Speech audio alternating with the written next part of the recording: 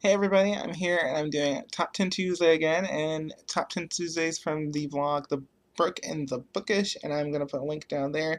And I'm doing it again because I really like the topic, and this week's topic is 10 all-time favorite authors. I got really excited for it, and then I sat down and just couldn't figure out my top 10 and freaked out, and I was like, holy crap, this is really difficult because it is very difficult. Very difficult, very difficult. But I've come up with a list. It actually has 11, but only because I didn't decide if.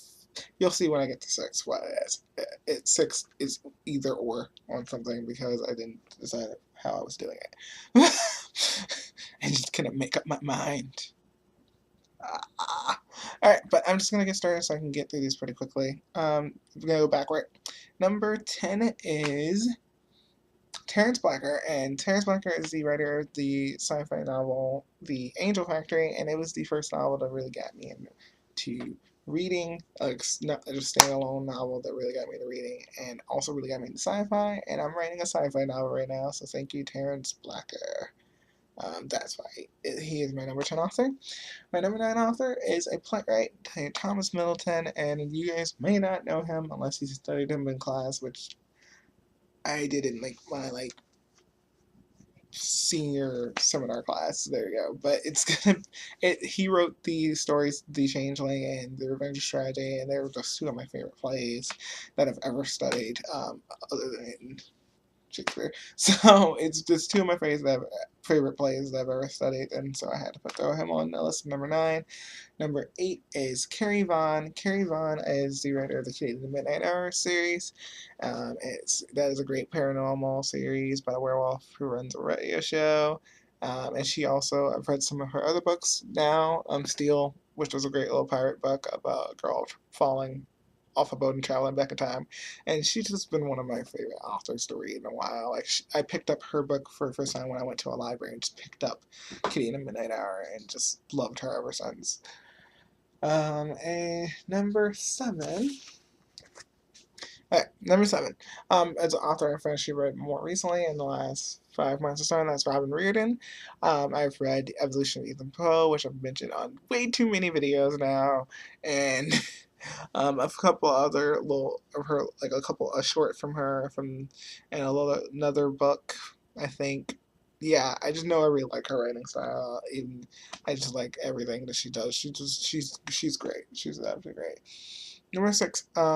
This is the 11 issue comes from. Number 6 is either Joseph Glass or Laurie House Anderson. Joseph Glass is a comic book writer. He writes the comic book The Pride. I didn't know if I really wanted to throw him on a favorite authors list, but I couldn't decide if I didn't want to. So he's number 6. But Laurie House Anderson is also number 6 because Laurie House Anderson's been like a big staple in my reading growing up. Like, first thing I read by her was Twisted, and it was for young author event, and then after that I read Speak, and it was just like, wow, this woman is amazing. So Laurie House Anderson or Joseph Glass. Number 5 is Rick Riordan, and it's all because of Percy Jackson. The Percy Jackson series was huge for me growing up, and then the Heroes of Olympus series was even better for me. I loved the characters and love his writing, and I can't wait for the Sword of Truth, his next series to start. It's just gonna be so good. Number 4 is Tamora Pierce, the first series that got me really into reading and writing actually. Tamora Pierce series that I really got into was the Circle of Magic book series. I read like so many books in that series. I just had picked it up in my school library. It was given to me by my school librarian. It's like, you're gonna enjoy this, and I loved it. And I read more Tamora Pierce and just looked for more Tamora Pierce, and she's been one of my favorites since like 5th grade. I want to say it was like 5th grade. Yeah, it was 5th grade. She's been a favorite for quite a while. Number 3, I'm going to say Brett Hardinger. He is the writer of the Russell Meadow book series, and if you don't know that is the books, The Geography Club, The Order of the Poison Oak, and a few other books. And he's my favorite author because of this. He's one of my favorite authors because of this series. It's such a good series that I've absolutely fallen in love with and just really love to read. So that's why he is on this list. Number 2 is William Shakespeare. I am a Shakespeare fanatic. I have a complete collection of Shakespeare.